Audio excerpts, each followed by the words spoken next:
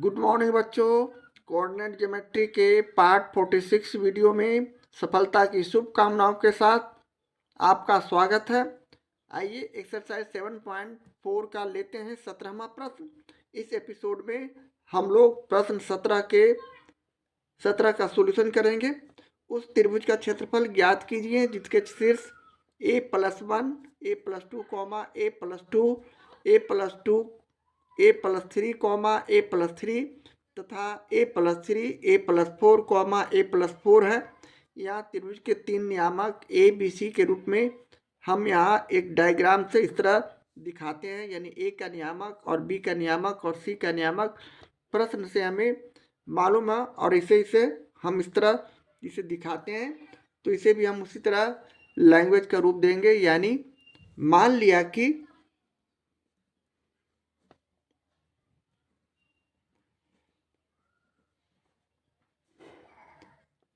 A B C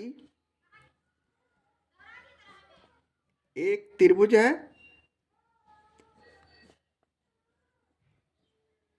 जिसके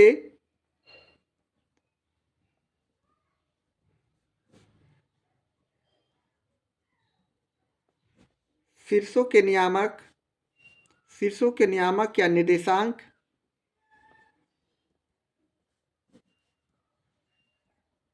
क्रमशः हमें प्रश्न से मालूम है, यानी ए नियामक a+1 a+2 a+2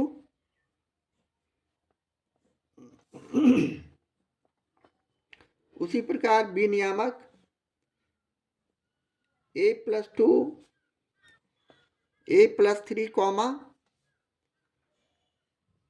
a+3 और बिंदु सी का नियामक भी प्रश्न से हमें मालूम है, यानी a+3 a+4 a+4। इस आधार पर हम यहाँ x1 बराबर x2 बराबर x3 बराबर हम लिख सकते हैं क्रमशः a+1 a+2 हमारा x1 हो गया,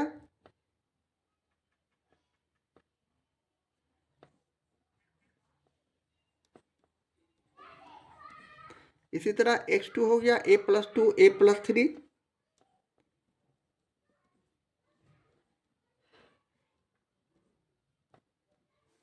x3 हो गया a+3 a+4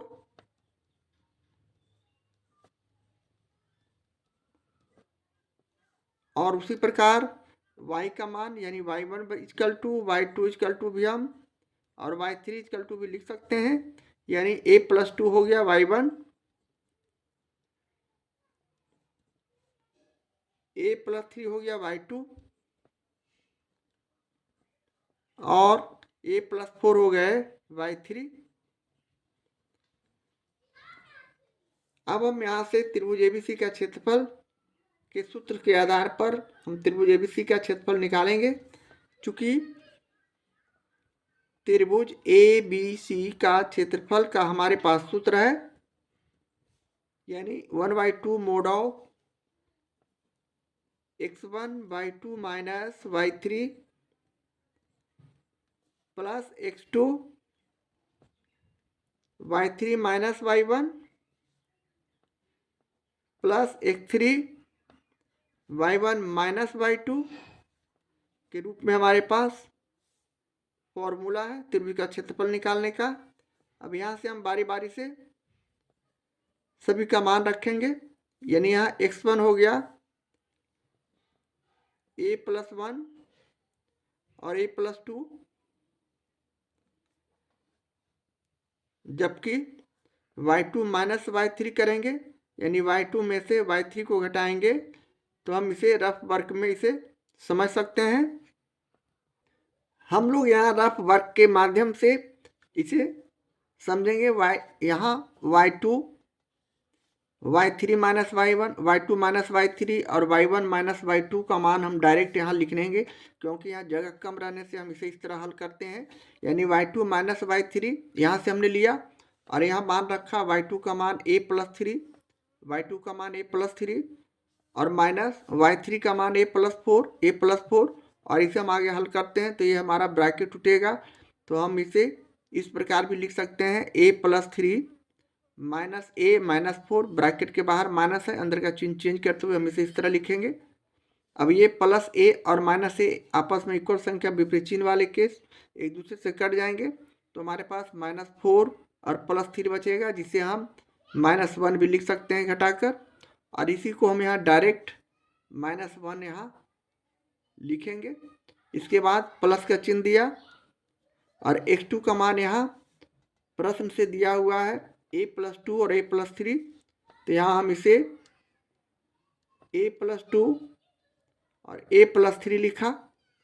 अब अगले स्टेप में y3 माइनस y1 का मान हम यहाँ से हल करते हैं रफ वर्क में। तो y3 का मान a प्लस 4 है, a प्लस 4 माइनस y1 का मान यहाँ a प्लस 2 है, यहाँ a प्लस 2 हमने यहाँ से लिया और इसका ब्रैकेट उसी तरह तोड़ेंगे, तो यह भी a प्लस 4 माइनस a और -2 में बदल जाएंगे। ब्रैकेट के बाहर माइनस रहने के बाद हम ब्रैकेट के अंदर के क्रिया का उल्टा करते हैं, यानी प्लस का माइनस, माइनस का प्लस। इस आधार पर ये -a और +a इक्वल संख्या विपरीत चिन्ह वाले केस एक दूसरे से कट जाएंगे, तो हमारे पास इक्वल संख्या बच गया। +4 में -2 गया तो +2।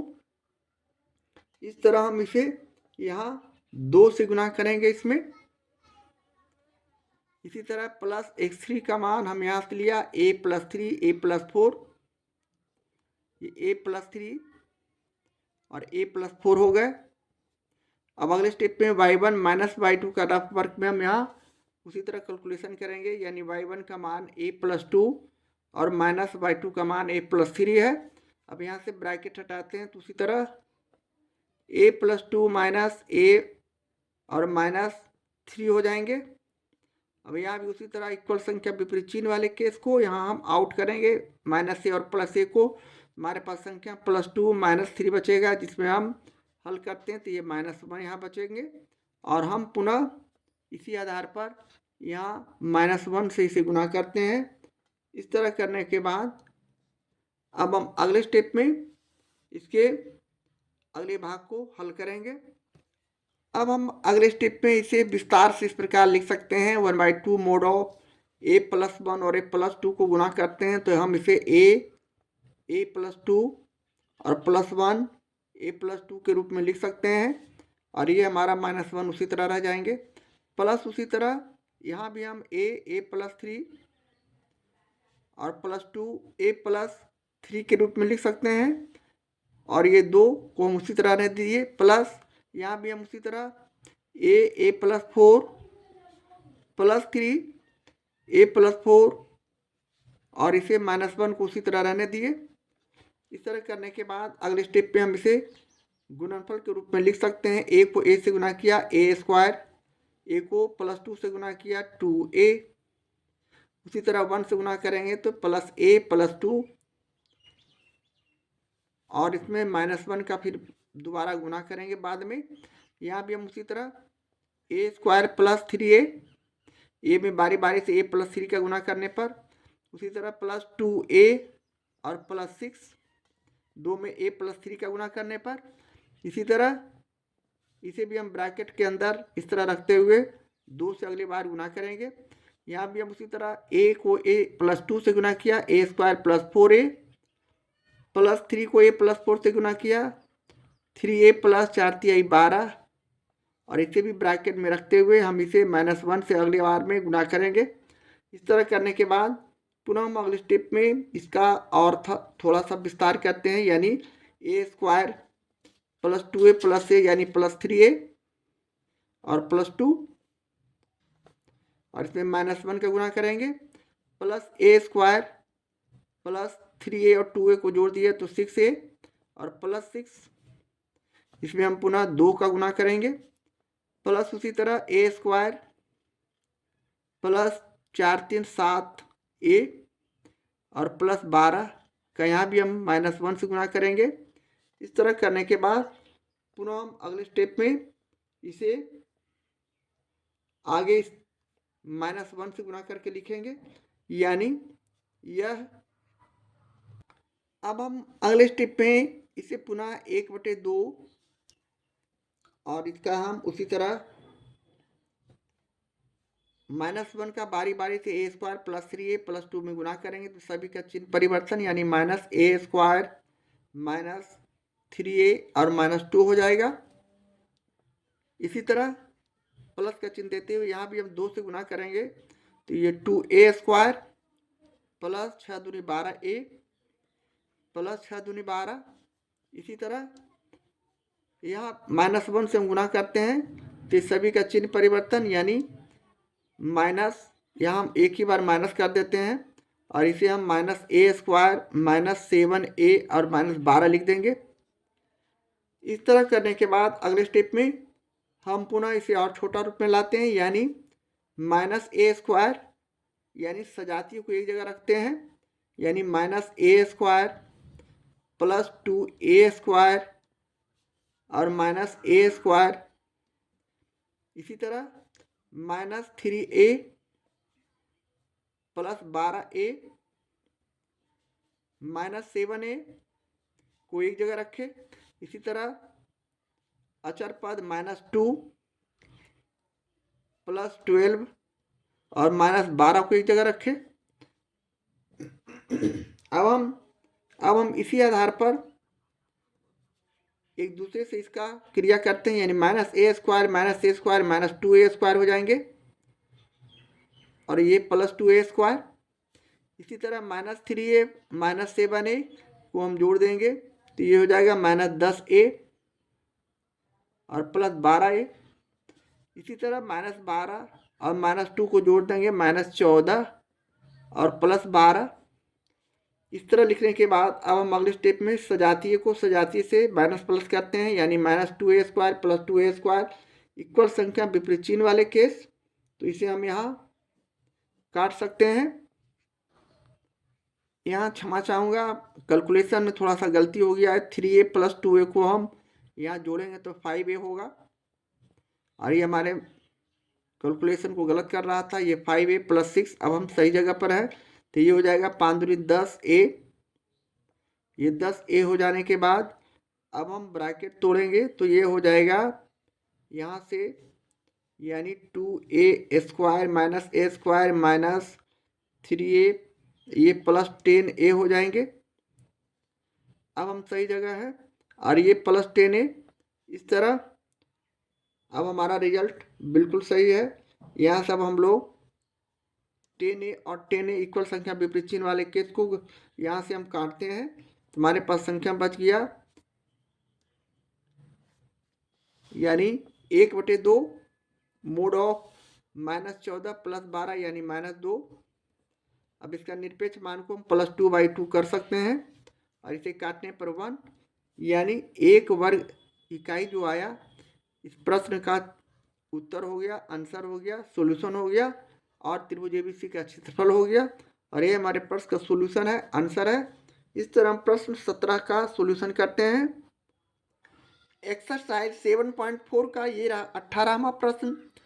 P का नियामक -5,1 और Q का नियामक 3,5 को मिलाने वाली रेखाखंड को बिंदु A के अनुपात 1 के अनुपात में विभाजित करता है। K के 2 मान ज्ञात करें और जिसके लिए त्रिभुज एबीसी का क्षेत्रफल परिमाप में 2 इकाई है, जहाँ B नियामक 1,5 और C का नियामक 7,-2 है। तो चलिए सबसे पहले हम लोग इसके सॉल्यूशन को करने से पहले एक डायग्राम इस प्रकार बनाते हैं, यानी 2 बिंदु से हम PQ रेखाखंड खींचते हैं। ये हमारा रेखाखंड P और Q हो गया, जिसका नियामक प्रश्न से दिया हुआ है -5,1, जबकि Q का नियामक दिया हुआ है 3,5 और इस पर कोई एक बिंदु A है जो इस रेखाखंड को के अनुपात 1 में विभाजित करता है, जो अंतर विभाजित करता है। इसलिए यहाँ से अब हम लोग सबसे पहले ए बिंदु ज्ञात करेंगे, इसका नियामक ज्ञात करेंगे।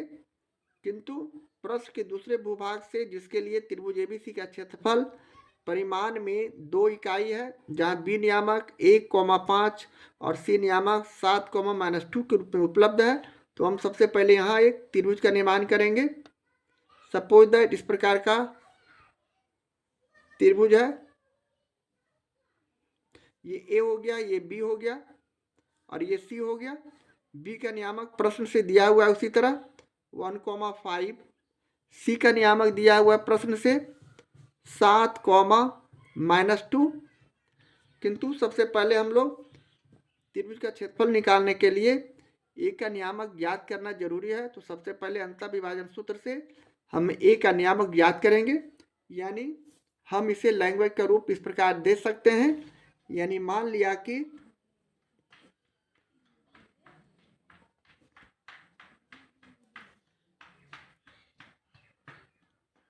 पी और क्यू से बने एक रेखाखंड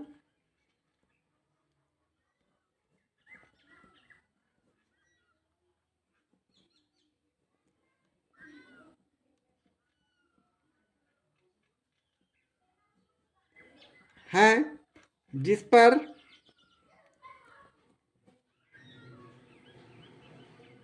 बिंदु ए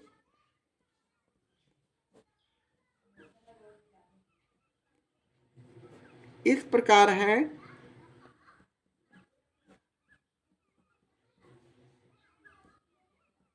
कि पी ए बटे ए क्यू, यानी पी ए और बटे ए क्यू इक्वल टू KY1, यानी इसे हम के अनुपात 1 भी कह सकते हैं, जहां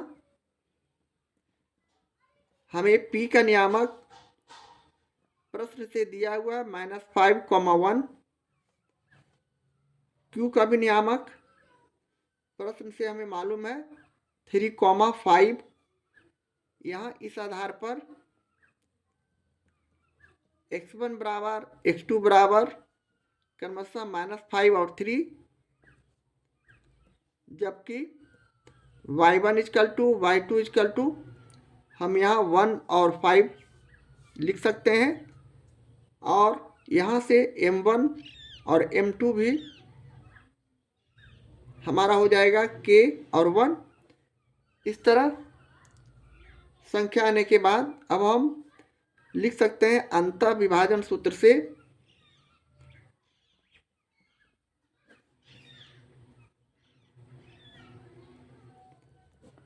ए का हम निर्देशांक यहां से निकाल सकते हैं।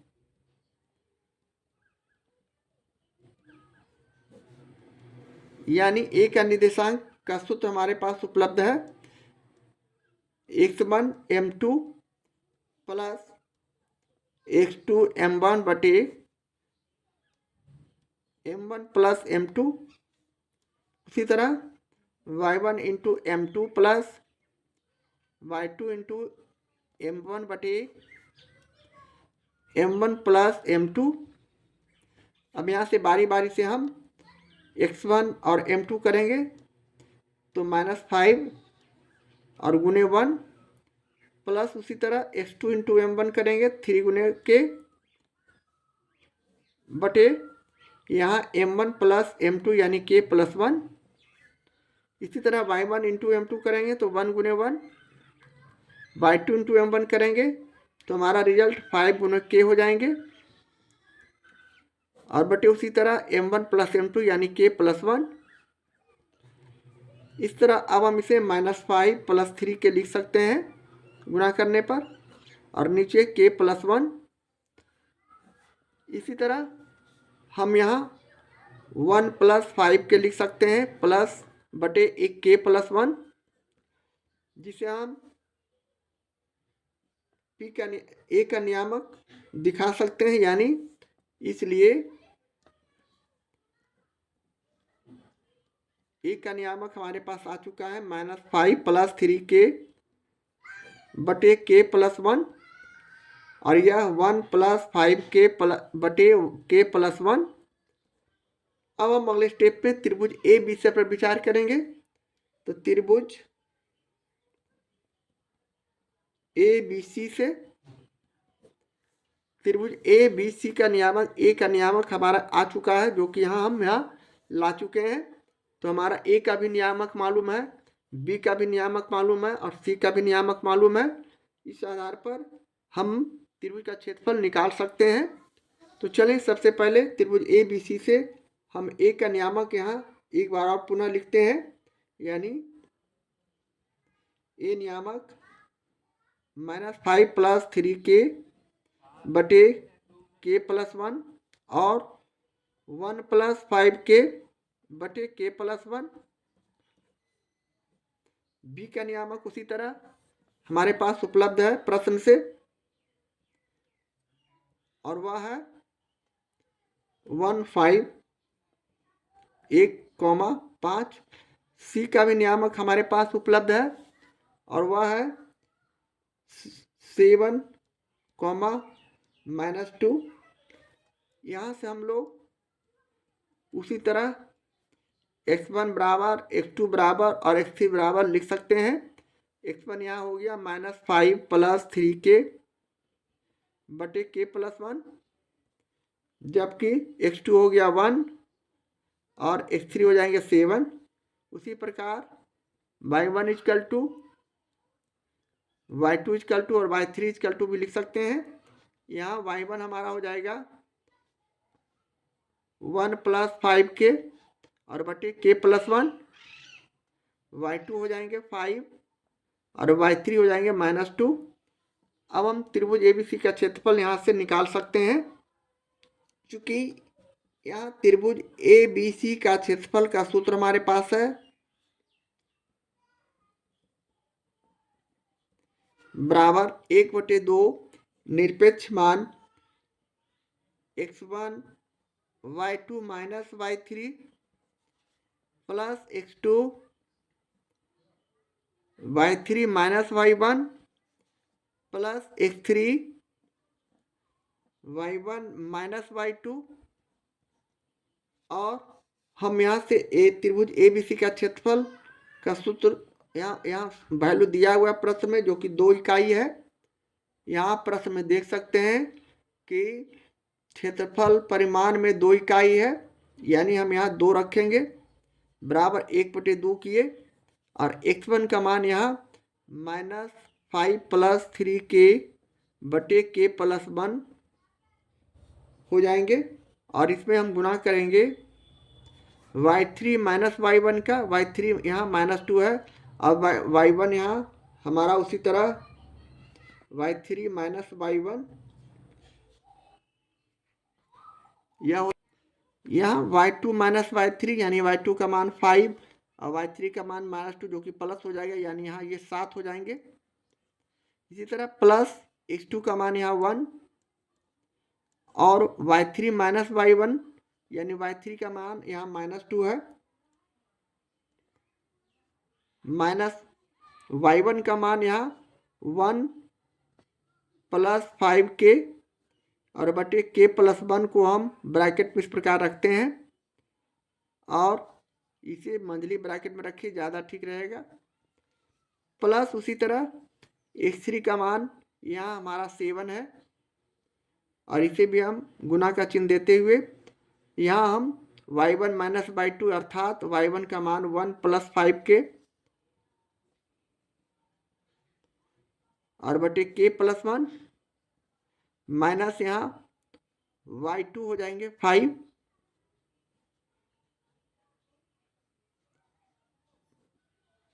अब हम अगले स्टेप में इसे और छोटा रूप में लाते हैं। ये 2 है, ये 1/2 को इधर ले जाते हैं तो ये 4 हो जाएगा, यानी 2 × 2 हो जाएंगे। यहाँ हम बारी बारी से 7 से गुना करते हैं तो 7 × 5 = 35 - 35 प्लस 7 × 21k और k+1। इस तरह का संख्या होने के बाद अब हम अगले स्टेप में पुनः +1 किया और यहाँ 1, यहाँ -2 यहाँ ब्रैकेट तोड़ते हैं और इसका एलसीएम निकालते हैं। यहाँ +1 में गुना किया इस तरह, यहाँ हमने k+1 एलसीएम लिया तो ये हो गया -2 k+1, यह माइनस है और इसके ब्रैकेट में रखते हैं तो ये 1 + 5k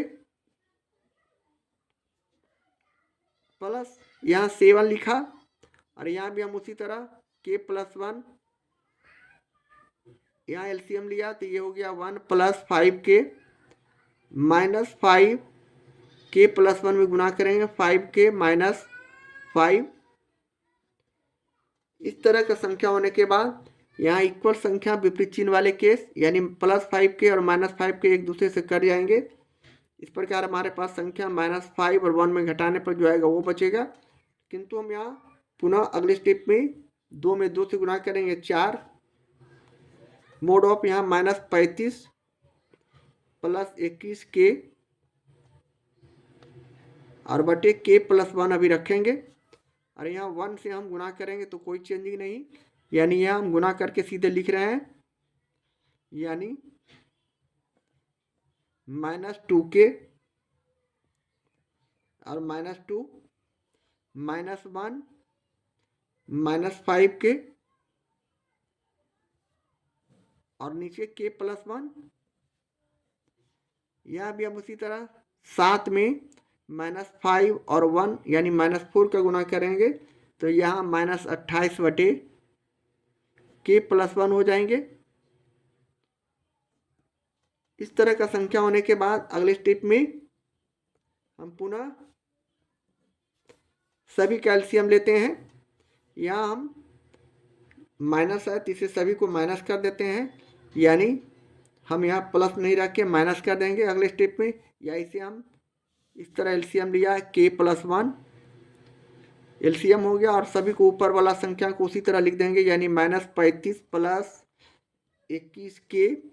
अब यहाँ सभी माइनस में है तो हम यहाँ -2k और -5k को जोड़ देंगे तो -7k हो जाएंगे। इसी तरह -2 और -1 को जोड़ देंगे -3 और यह -28। इस तरह संख्या आने के बाद अब हम पुनः अगले स्टेप पे k+1 को हम लेफ्ट हैंड साइड ले जाएंगे तो ये 4, या फिर इसे अभी इसी तरह रहने दें।